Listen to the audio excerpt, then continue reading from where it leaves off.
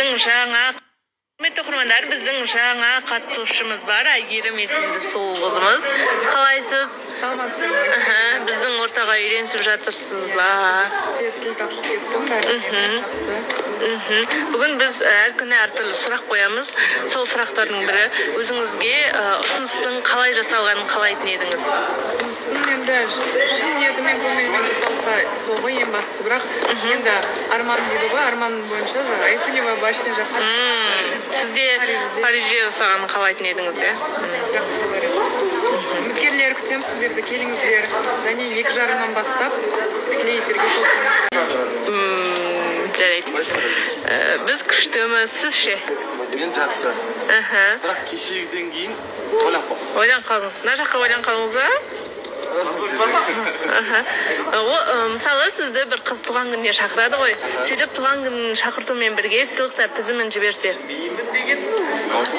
Норма ма? Бірақ ол сыйлықтарға сіздің ақшаңыз жетпесе. Ақшам жетпесе амал дейсің ғой.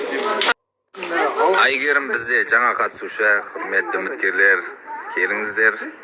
Әлі үміткер қабылдап үлгерген жоқ. Ең біріншісі және соңғысы болыңыздар, е?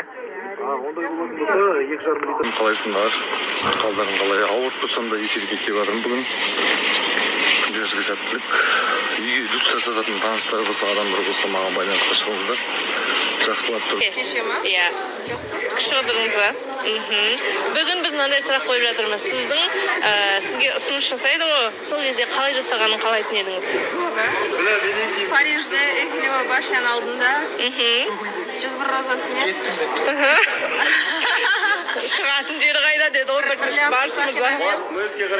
бриллиантовый сақинасымен Мәссаған. Иә, әдемі. Ал туған күнге сыйлықтар тізімін жіберетін бе едіңіз? кім қалай береді өздерді, главное шын жүректен берсін. Ең бастысы көңіл. Жақсы жағы да бар екен, тыңдамай қалдыңыз. Мына жағы да жаман емес қой. Сыйлық сұрамаймын деді. Өзі шын ниетімен берсе болады деді.